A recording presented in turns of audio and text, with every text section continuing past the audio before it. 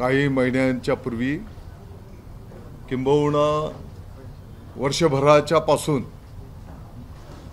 दररोज 9-10 वाजता एक भोंगा मीडियाच्या समोर येतो आणि काहीतरी चुकीचे वेडेवाकडे खोटे नाटे विषय देऊन दिवसभर या महाराष्ट्राच्या जनतेची दिशाभूल करण्याचा केविलवाना प्रयत्न केला जातो।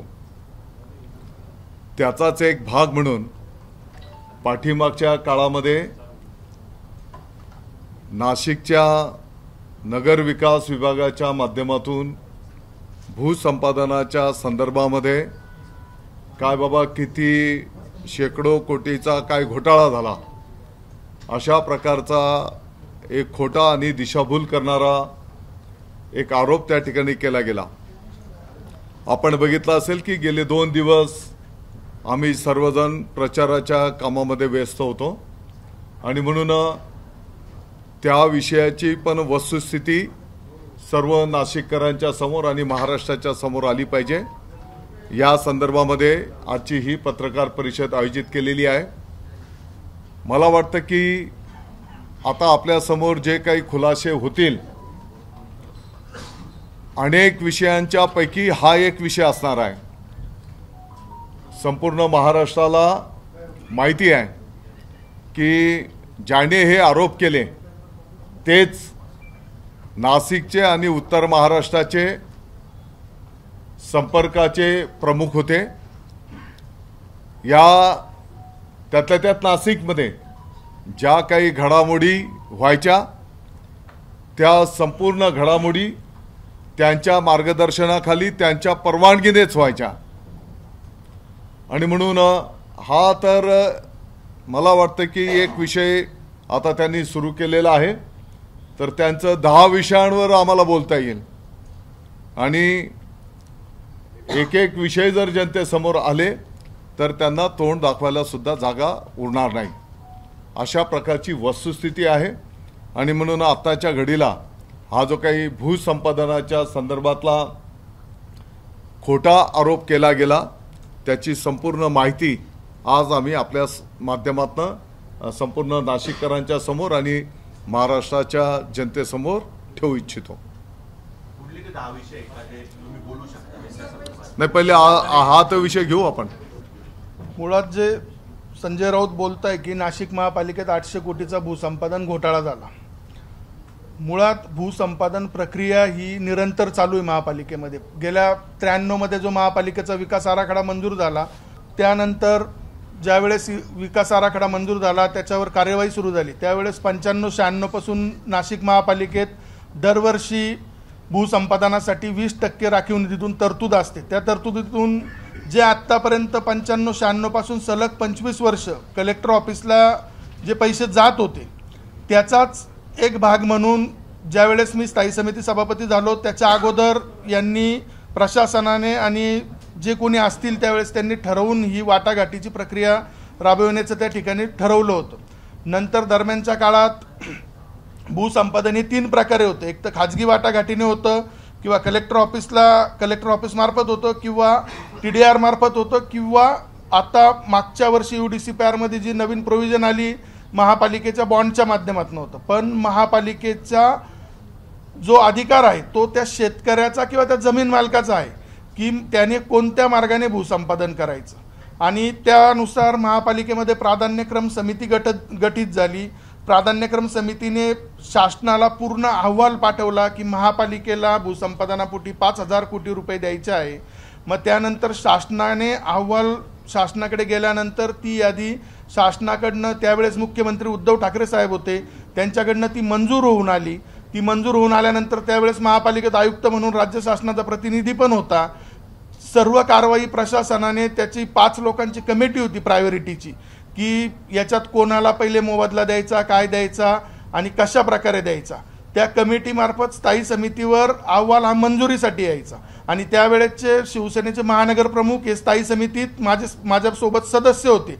शिवसेनेच्या आपल्या स्वर्गीय सत्यभामाताई गाडेकर पण त्यावेळेस सदस्य होत्या, कल्पनाताई पांडे पण होत्या आणि अजून इतर पण एक जण कोणीतरी स्थायी समितीत सदस्य होते। 4 जण स्थायी समितीत होते, ते जर म्हणताय की नाशिक महापालिकेत घोटाळा झालाय 800 कोटीचा, मग त्यावेळेस त्यांनी त्या प्रकरणाची चौकशी का लावली नाही किंवा त्याच्यावर स्टे का नाही दिला?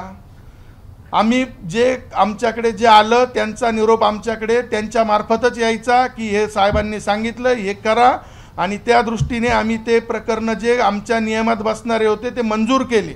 आणि त्याचं जिवंत उदाहरण म्हणजे ज्याच्याबरोबर ते म्हणता की परवा ठक्कर बिल्डर बसले होते, हे त्यांचं पत्र, ही ठक्करांचीच केस आहे, किती कोटीचे आहे ते तुम्ही महापालिकेतनं पेपर काढून बघून घ्या. आणि पत्र आहे हे महानगर प्रमुखांचं, तत्कालीन शिवसेनेचे महानगर प्रमुख सुधाकर भिका बडगुजर आणि स्थायी समिती सदस्य, हे त्यांनीच पत्र दिलेले.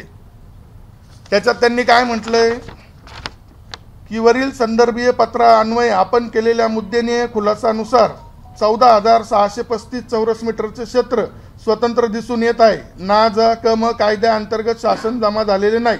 भूसंपादन प्रस्ताव 4082 भूसंपादनाशी सदर मिळकतीचा कुठलाही संबंध दिसून येत नाही. त्यामुळे आपण खुलासा योग्य असल्याने पुढील भूसंपादन प्रक्रिया राबविण्यात हरकत नाही. शिफारस त्यांनीच केली त्याची. आणि त्यानंतर ते जे म्हणता की बिल्डरांना पैसे दिले, महापालिकेमध्ये जेव्हा आरक्षण ताब्यात घेतलं जातं तेव्हा तो बिल्डर आहे का शेतकरी हे बघण्याचा प्रश्नच येत नाही. याचा खुलासा मी ऑलरेडी सकाळ पेपरला 2-2.5 वर्षापूर्वी पण एकदा पूर्ण महापालिकेतल्या सगळ्या भूसंपादन झालेल्या फाईल नेऊन आणि पूर्वी एकदा करून दिलेला आहे. आणि जेव्हा ते डॉकेट मंजुरीला येतं त्यावेळेस तो माल शेतकरी आहे की व्यापारी आहे हा मुद्दाच नाही, याला भूसंपादन केस नंबर असतो. आणि भूसंपादन केस नंबर असताना कोणता मालक आहे कोण आहे आणि ते जे कोणी मालक होते ते त्यांनाच भेटत होते, ते आम्हाला फोन करून सांगायचे, आमच्याकडे निरोप यायचा की ही फाईल साहेबांनी करायला लावली. आम्ही कोणालाच भेटलो नाही. शहरातला एखादा बिल्डर डेव्हलपर आमचा कोणाचाही संबंध नव्हता. आम्ही आमचं काम एकदम पारदर्शक केलेलं आहे. ही केस आम्ही करत नव्हतो. त्यावेळेस त्यांनीच याचा खुलासा मागितला, याचं पत्र दिलं आणि ही केस करायला लावली. आम्हाला जिथे वाटलं की होणार नाही, अजून एक केसवर त्यांनी पत्र दिलं होतं, मी नाही केली. त्याच्यावरनं त्यांनी माझ्या स्टँडिंगच्या मीटिंगमध्ये भरपूर गोंधळ पण झाला, पण तरी नाही केली मी ती केस. आणि सकाळ पेपरला मी त्यावेळेस पूर्ण महापालिकेचं सगळं डिपार्टमेंट फाईल आणि सर्व नेऊन त्याच्यावर खुलासा त्यावेळेस दिला होता. त्यामुळे या बाष्पळ बडबडीला काही अर्थ नाही की आम्ही त्याच्याकडे दुर्लक्ष करत होतो. पण ते वारंवार रोज सकाळी 9 वाजेला उठले की नाशिक महापालिकेनं 800 कोटीचा घोटाळा. अरे 800 कोटीचा घोटाळा झाला तर मग तुम्ही त्यावेळेस आमची चौकशी लावायला लागत होती किंवा तुम्ही त्याला स्टे द्यायला लागत होता. सामना होता त्यांच्या, सामनात कधी छापून आणलं का त्यांनी की आमच्याकडे घोटाळा झाला? नाही, पण घोटाळा झालाय का नाही झालाय? कारण काल मुख्यमंत्री बोलले एका स्थायी समितीचे काही नगरसेवक त्याच्यामध्ये इन्व्हॉल्व आहे, त्यांनी कोणत्याही प्रकारचा घोटाळा झालेला नाही. घोटाळा झाला असेल तर मीच मुख्यमंत्र्यांना विनंती करतो की त्यांनी सगळ्या मागच्या 25 वर्षाची चौकशी करावी. आणि याच्यात जर समजा गणेश गीते मालक असेल आणि अजय बोरस त्यांच्या नावाने चेक निघाला असेल तर त्याला घोटाळा म्हणता येईल. ज्याचं भूसंपादन झालंय त्याच्या नावाने त्याला चेक दिलाय तेव्हा तो घोटाळा होईल. बोला.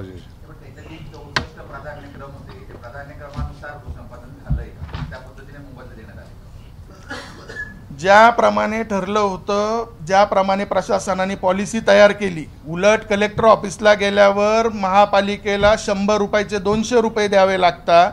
200 रुपयावर 12% व्याज द्यावं लागतं, त्याचा 6% आस्थापना खर्च द्यायला लागतो.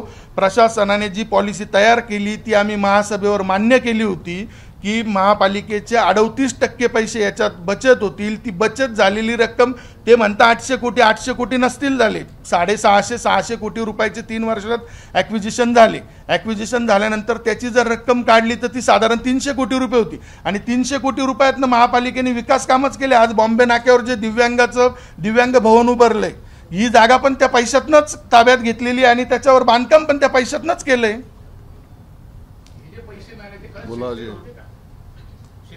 तो आमचा प्रश्नच नाही ना. ते त्यांनी फाईल काढावी, ते शेतकरी होते की व्यापारी होते. आम्ही आरक्षण ताब्यात घेतलं. आम्ही कोणत्या शेतकऱ्याची जागा आहे किंवा ती व्यापाऱ्याची आहे हा कधी आम्ही त्याच्यात याला केस नंबर याच्यावर नावच येत नाही कोणाचं. खरं तर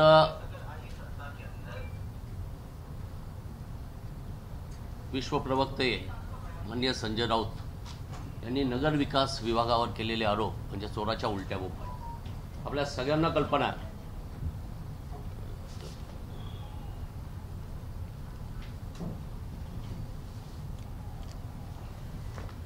की संजय राऊत साहेब हे उत्तर महाराष्ट्राचे नेते होते आणि म्हणजे उत्तर महाराष्ट्रात कधी गेले मला माहीत नाही, पण ते नाशिकमध्येच असायचे. याची आपल्या सर्वांना कल्पना आजही ते नाशिकमध्येच असतात. आणि नाशिकमधल्या छोट्या मोठ्या गोष्टीत सुद्धा त्यांचं किती लक्ष होतं ते तुम्हाला आम्हाला सांगण्याची आवश्यकता नाही. दुसरी गोष्ट, त्यांचे जे मुनीमजी आहेत, सलीम कुत्ता फेम, आदरणीय सुधाकर बडगुजर, हेच सगळं चालवत होते. बडगुजर आणि कंपनी कोणाची? त्यांचीच आहे. आणि त्यामुळे हे काय घोटाळा झाला सांगताय. हे बघा, जे लँड ॲक्विजिशन झालं आहे त्यामध्ये उबाटाचे किती नेते आहेत. त्यामध्ये माजी महापौर वसंत गीते आहेत, आमच्या दिवंगत गाडेकरताई आहेत, अनेक नावं आहेत. तुम्ही महापालिकेत चेक करा. या लँड ॲक्विजिशनमध्ये आमच्यापैकी कोणाचंही नाव असेल तर त्यांनी सांगावं. ही उबाटाचेच नेते की नाही. म्हणजे केवळ रेटून बोल आणि खोटं बोल अशा पद्धतीचे सगळं. आणि महापालिकेत तुम्ही जा, तुम्हाला मिळतील कोणाच्या नावानी किती किती ॲक्विजिशन झालं आहे. हे जे आता गणेश भाऊंनी सांगितलं, कुठे गेलं ते बडगुजरांचं, साधारण 50 कोटीचा आहे. टक्करांचाच विषय आहे, ज्यांच्या नावाने काल परवापर्यंत बोंब मारत होते. एकदा सामनाच्या कार्यालयातले CCTV चेक केले पाहिजे. मग नाशिकमधली कोण मंडळी किती वेळा भेटायला गेली हे सगळं समजेल. परंतु काय, निवडणूक आली की यांना ऊत येतो. आम्हाला काय बोलण्याची इच्छा नव्हती, पण आज बोलावं लागतंय. मी विरोधी पक्षनेता होतो. माझ्याबरोबर सुधाकर बडगुजरच मंत्रालयात आले होते. राऊतांनी थेट फोन केला एकनाथ शिंदे साहेबांना की असं असं ॲक्विजिशन होतंय, त्याला स्टे द्या. माझं पत्र आहे स्टेसाठी. आपण मंत्रालयातले कॅमेरे बघू शकतात, बडगुजर माझ्याबरोबर होते की नव्हते. करायचं यांनीच आणि उलट्या बोंबा मारायच्या. त्यानंतर हेच माझ्याकडे आले, साहेबांनी सांगितलं पत्र दे, आपल्याला ते ॲक्विजिशन ती प्रक्रिया हे करायची आहे, त्याच्यावर हिअरिंग घ्यायचं आहे. माझंच पत्र घेतलं. पत्र सुद्धा मी तुम्हाला देतो. या पत्रात सुद्धा मी स्पष्ट सगळं म्हटलंय की कशा पद्धतीची प्रक्रिया व्हायला पाहिजे, काय व्हायला पाहिजे, कुठली पद्धती आहे, सगळं म्हटलेलं आहे. आणि हे सगळं होणार असेल प्रशासनाच्या वतीनं तरच हे ॲक्विजिशन व्हावं. ज्याच्यावर ही स्थगिती उठवली गेली, ही सुद्धा माननीय संजय राऊत यांच्या आदेशानंच उठवली गेली. आणि हेच बोंब मारतात, घोटाळा झाला. मी तुम्हाला सांगितलं, ठक्करांचं पत्र दाखवलं तुम्हाला. मी याच्यात कोण कोण लाभार्थी आहेत उबाटाचे नेते यांची नावं सांगितली. आणि मग घोटाळा कोणी केला? म्हणजे शेतकरी आहेत. म्हणजे कुठेतरी यांचं काही बिनसलं असेल आणि थेट आरोप कोणावर? तर मुख्यमंत्री महोदयांवर. हे अत्यंत चुकीचं आणि खोटारडं आहे. हे नाही, ही अख्खी महापालिका एक कशी लुटताय त्याची अख्खी फाईल आहे आमच्याकडे. करोना काळात यांनी स्मशानभूमी सुद्धा सोडली नाही, बडगुजर आणि कंपनीने. हे एवढे प्रकरण आहेत. महापालिकेत आपण तपास करा, पतदीपापासून तर खाली मेंटेनन्स पर्यंत कोण काम करत आहे, बडगुजर आणि कंपनी. आणि यांनीच बोंब मारायचे, यांनी तक्रारी करायच्या. या सर्व चोराच्या उलट्या बोंबा आहेत असं आमचं स्पष्ट मत आहे. म्हणजे घोटाळा झालाय तो संजय राऊत यांच्या माध्यमातून केला गेला असं म्हणायचं का? घोटाळा कसा होईल? तुम्ही म्हटलं संजय राऊत यांनी. संजय राऊतांच्या इन्स्ट्रक्शननी झालंय, मी तुम्हाला सांगतोय. मला सांगा, या शहरात आहो शाखा प्रमुख सुद्धा त्यांच्या इन्स्ट्रक्शन शिवाय होत नव्हता. महापालिकेत किती वेळा विचारा तत्कालीन आयुक्तांना, त्यांनाही फोन गेले असते. या शहरातले काही हे हॉटेल्स आहेत, एका रात्रीत साफ झाले. मॉडर्न कॅफे सारखा कोणाच्या आदेशाने झालं. अनेक विषय आहेत. मला राऊत साहेबांना सांगायचं आहे, बस इथं भाऊ चौधरी बसले, विजू आप्पा बसले, आम्हाला त्यांचे सर्व कारनामे माहिती आहेत. आम्ही कमरेखालचे वार करत नाही. त्यांनी सुद्धा शिस्तीत राहावं आणि आमच्या मुख्यमंत्र्यांवर काही आरोप करू नये. जसं आता गीते साहेब, बोरसे साहेबांनी सांगितलं आणि तुम्ही मला विचारत होते की काय सिरीज आहे. आत्ताच्या घडीला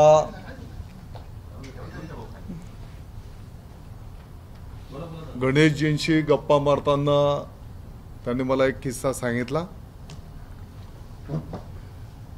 मी आपल्या माध्यमातनं मुख्यमंत्री महोदय आणि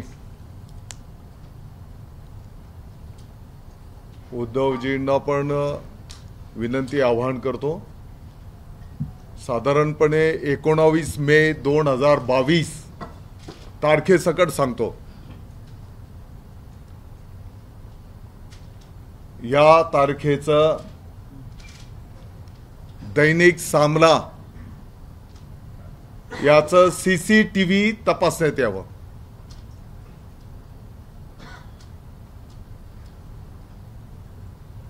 आणि ते CCTV मीडियाच्या माध्यमातून प्रसारित करण्यात यावं. नाशिकचं की मुंबईचं? मुंबई.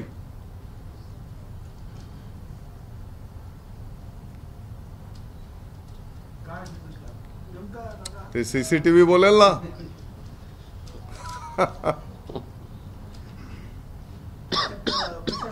राजकीय बसेल. सगळे बघता संजय राऊत हे त्यांच्या लेवलला करत होते की उद्धव ठाकरेंच्या सांगण्यावरनं करत होते? आम्ही बोललो की हे एक त्याने उकरून काढलंय तर त्याचं हे प्रत्युत्तर आहे.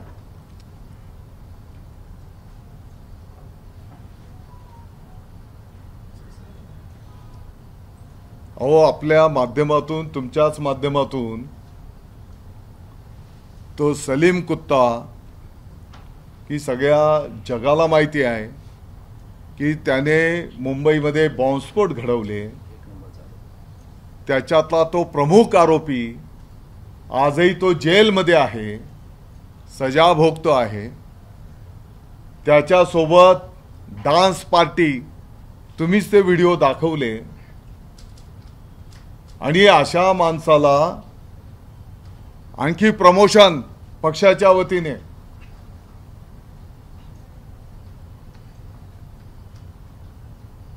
म्हणजे हा तर चिंतनाचा विषय आहे.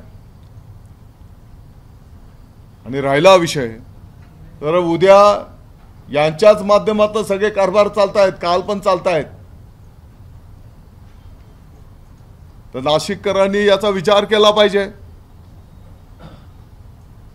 जे देशद्रोहींच्या सोबत पार्टी करतात, शेकडो लोकांचा निष्पाप बळी गेला.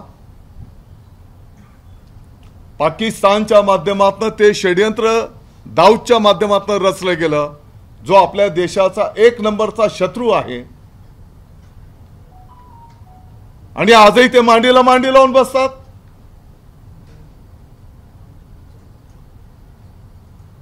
उभाटा त्यांना प्रमोशन देतोय.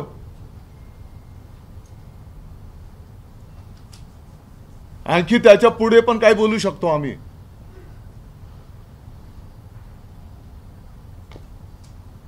तुम्ही देशप्रेम, अमुक ढमुक, ज्या मुंबईमध्ये शेकडोने त्या बॉम्बस्फोटमध्ये निरपराध लोकांचा जीव गेला, बळी गेला.